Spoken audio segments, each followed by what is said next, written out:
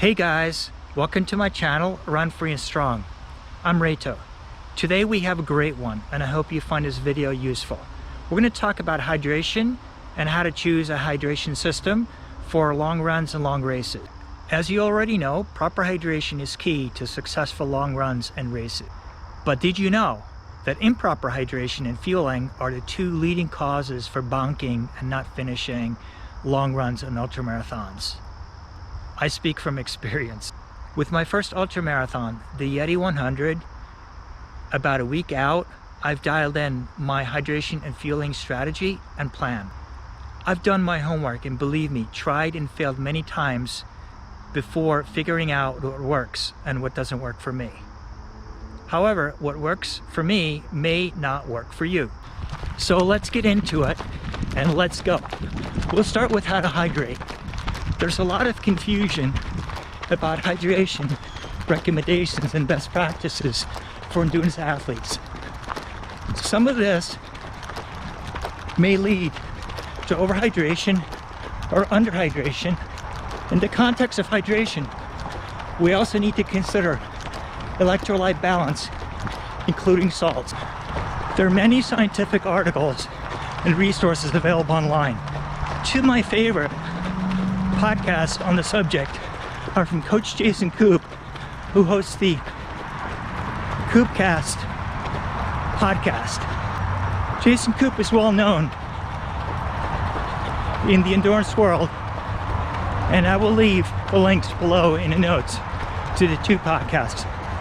I'm going to share with you my 5 principles for hydration.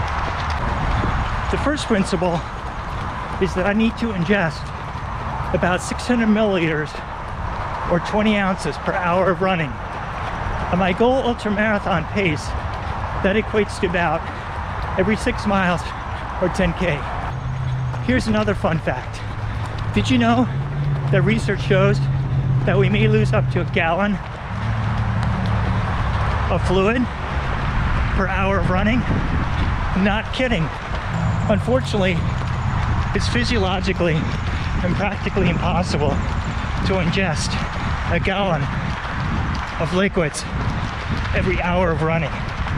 Do not try this. Having said that, it's obvious we're likely going to incur a hydration and electrolyte deficit while running or racing. Can't emphasize that enough. Therefore, I adopted 2 more principles. Hydrate before a run or race, and hydrate early and often during the run or race. That runners will show up at the starting line of an endurance race underhydrated. Can't do that. In addition, research further shows that runners will wait too long during a run or race before they start hydrating, and will do so only when they feel thirsty or dehydrated. It's too late. We will bonk and DNF. Both principles require a mindset change, and regrettably, as human beings, we're sometimes a little bit stubborn. We'll let the ego get in our way. I've had to change my mindset from why should I hydrate before or early to if I don't hydrate, I will not finish or I'll struggle to perform up to my potential. My 4th principle ensures that I balance hydration with electrolytes so I don't create any gastrointestinal issues. I've experienced some GI issues during my runs, probably from the high sugar content of some of my favorite electrolyte drinks like Gatorade. Therefore, I alternate between electrolytes and water and supplement my salt requirement from food at aid stations. My 5th and final principle is to create a hydration plan before a long run or a race. My plan should ensure that I have more than enough hydration based on my estimates for the runner race and can accommodate any changes in environmental factors or how I feel, because we've underestimated our hydration requirements or the weather shifts and changes from cool and cloudy to hot and sunny. The worst scenario is we run out of hydration or we feel the onset of cramps. Let's quickly summarize my 5 hydration principles. I'll put them up.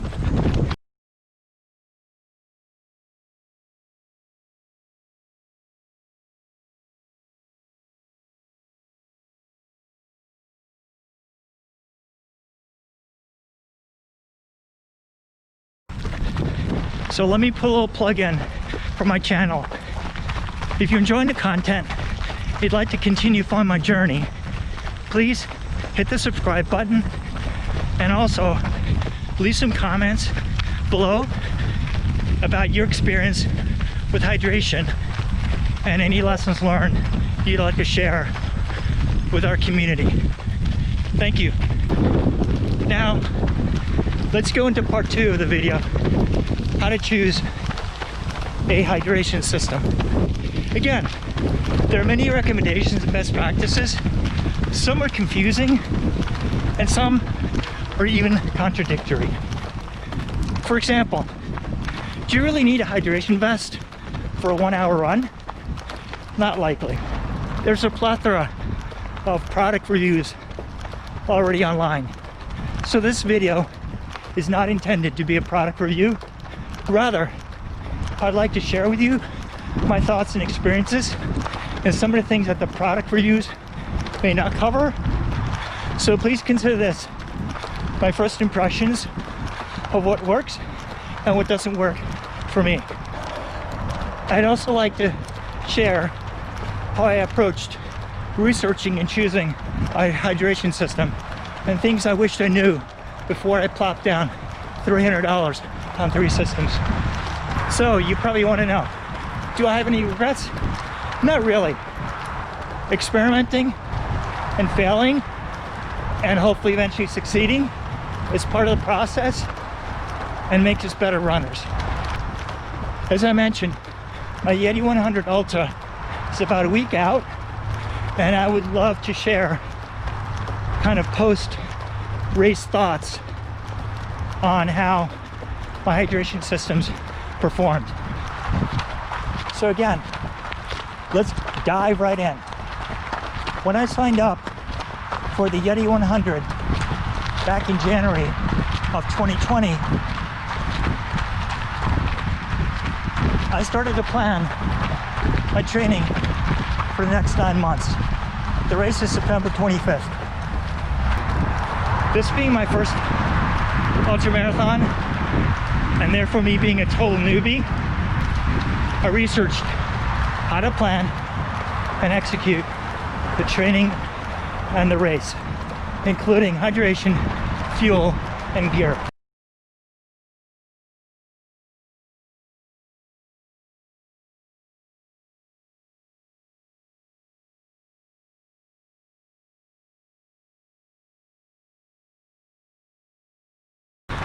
To make a long story short, I bought the Nathan VaporAir 1.0 for $150, which is the vest that you see me wearing right now.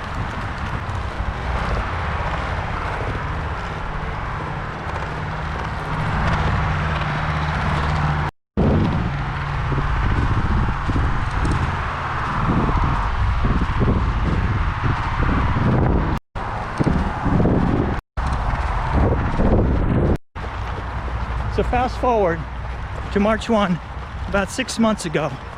So I completed a 20-mile training run without any aid stations, wearing the Nathan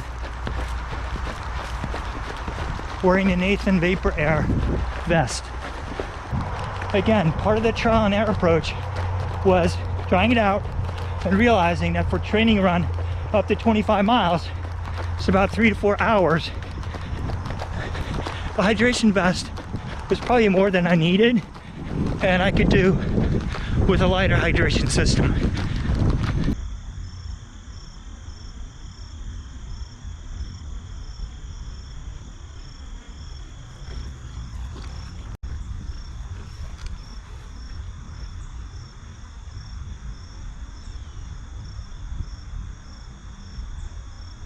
Don't get me wrong, the Nathan VaporAir is one of the best and lightest hydration vests on the market. I love it, but for a training run of 20 to 25 miles, it's definitely more than I need. A change of scenery and change of hydration systems. Within a week, I bought the Ultimate Direction Signature Series race belt 3.0 for $55. It comes with a single 600 milliliter bottle and extra storage space.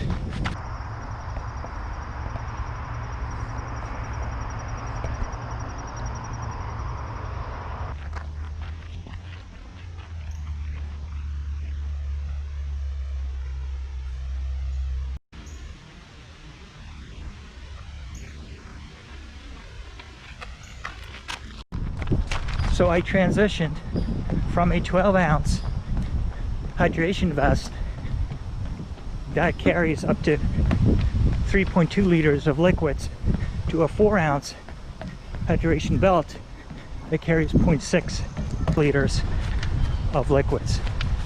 In short, I went from a large to a small, from one end of the spectrum to the other. The hydration belt is almost adequate for runs up to 25 miles because my training, I do out and backs of 7 to 8 miles with my car being my aid station, so I can swap out hydration bottles and replace the empty one with a new full one. For my race, however, I'll need to upgrade to larger hydration capacity or larger storage for my food and my gear. The aid stations are about every 9 miles apart, and my drop bag is every 18 miles apart. Depending on my progress, anywhere from 1/3 to 1/2 of my 100-mile ultramarathon will be after sunset. So I will need probably change to warmer clothes, a headlamp, and more hydration and food. So change of scenery and change of hydration system. I researched an in-between hydration system that allow me to bridge between aid stations and eventually transition to my hydration vest as the evening and sunset approached and my needs would change. Whenever possible, I would store a pre-packed hydration vest at a drop bag location so I could quickly swap out the in-between hydration system and put on the hydration vest without losing a lot of transition time. Based on my research, I wanted to buy the Ultraspire Speed Goat 3.0 hydration belt, largely because the water bottles are accessible while running without the need to stop. Unfortunately, and to my chagrin, the Ultraspire Speed Goat 3.0 belt is out of stock, and the back order date has been pushed back several times, which is now beyond my Yeti 100 race. As an alternative, I bought the Ultimate Direction Signature Series Ultra Belt for $75. The Ultra Belt is basically a larger version of the single bottle belt, but with 2 bottles and extra storage capacity.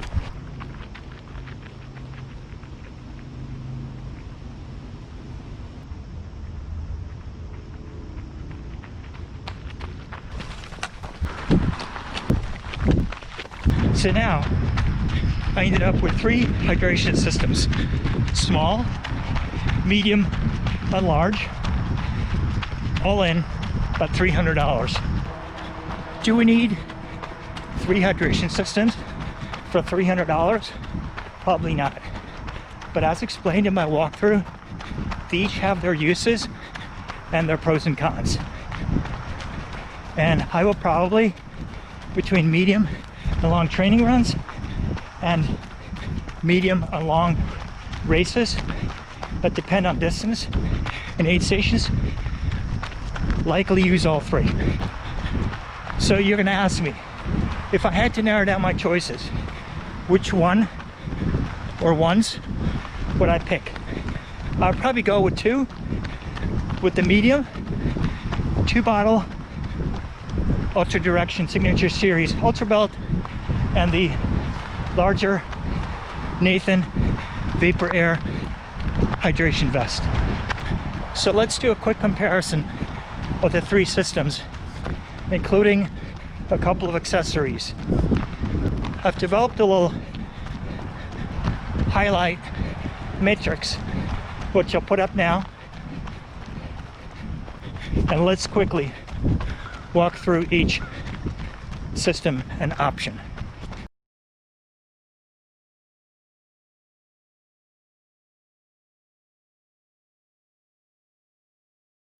Let's do a quick walkthrough of the 3 hydration systems, starting on the right with the small, the Ultimate Direction Signature Series Race Belt. In the middle, the medium, the Ultimate Direction Signature Series Ultra Belt Hydration Vest.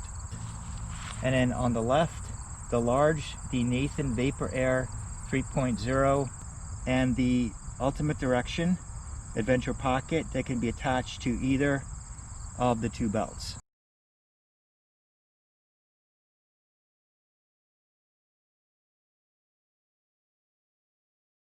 It's amazing how much I can fit into my small and light Nathan VaporAir Hydration Vest. Let's start with a buff, pair of gloves, hat, socks, long sleeve shirt, shorts, waterproof jacket, my GoPro 8, headlamp, extra flashlight, car keys, the 2-liter hydration bladder, 2 600 milliliter flasks, one with a straw cap, the other with a bite valve, some emergency supplies, and a couple of energy bars. All of that fits in this pack. Really awesome. Fully packed and ready to go. Front of the vest showing the 2 hydration bottles, one with the straw cap and one with the bite valve cap. The jacket cinched to the outside with the bungee cords, and a 2-liter bladder tucked in the back.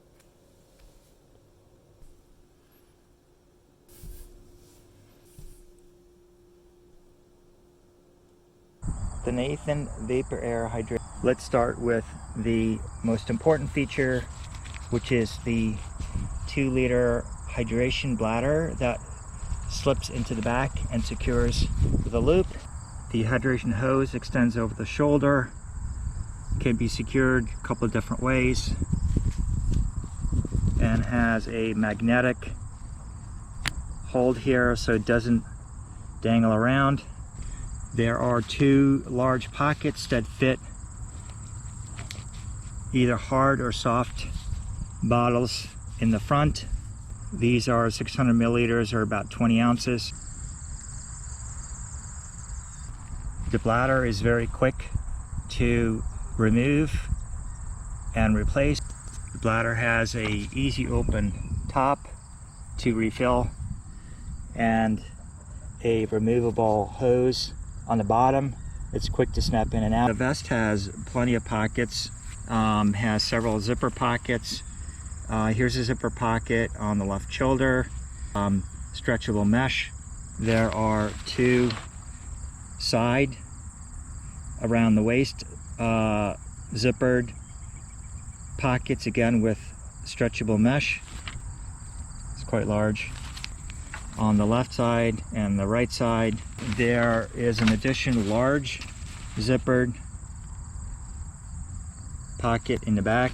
In addition to room for the bladder in the back, there's a separate pocket here. In addition to the various zippered pockets that I've already shown you, there are some open pockets on both the left and right.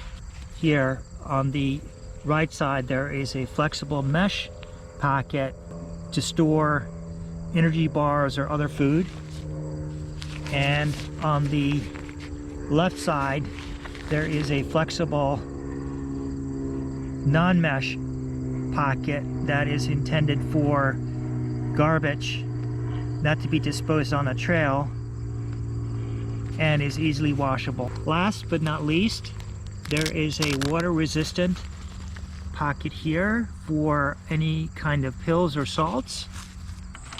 There are bungee cord attachments in the back. There are also 2 loops on the bottom and 2 loops on the top to attach trekking poles. As far as fit and comfort is concerned, there are adjustable and stretchy chest straps. They're very easy to open and close to get the vest on and off quickly. The vest is further adjustable with straps on each of the shoulders that can be tightened to pull the vest forward. The new Nathan VaporAir 2.0 also has straps on the side around the waist to adjust, which this 1.0 version does not have. That's an improvement that Nathan made. Overall, the vest is extremely comfortable and fits well. High quality, durable materials. It does not rub or chafe at all. It is available in different sizes, as well as a men's and women's version.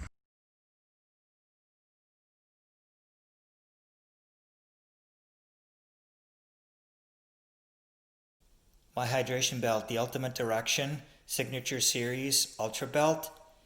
Obviously less capacity than the Nathan VaporAir Vest, but it's still unbelievable what I can fit into this small belt. It's enough to fit a total of 1.2 liters of hydration in 2 bottles. What I like is I could fill one with water, the other with electrolytes.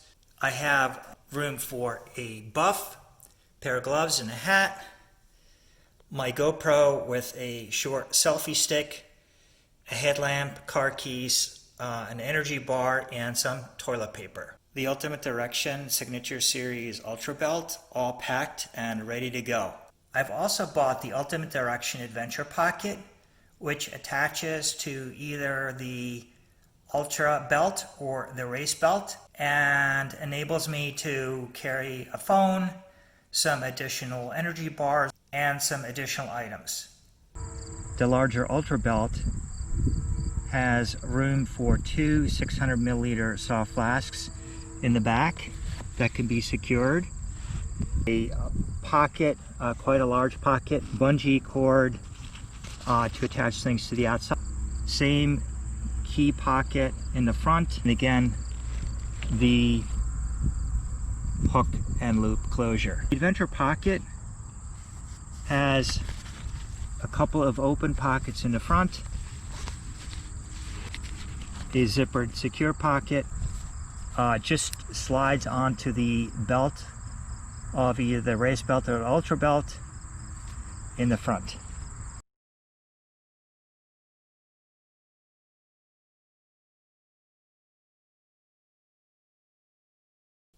And last but not least, the smallest of my hydration systems, the Ultimate Direction Signature Series Race Belt that fits a 600 milliliter soft flask, an energy bar, car keys, and I can tuck in a phone, some toilet paper, all packed and ready to go.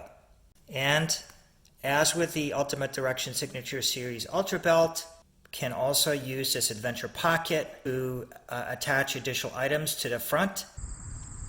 The race belt has room in the back with a snap closure for a 600 milliliter soft flask, and on the inside has a zippered pocket with additional storage space. On the outside there are on both sides bungee cord attachments, and the belt has a small key pocket in the front and a very simple hook and loop closure.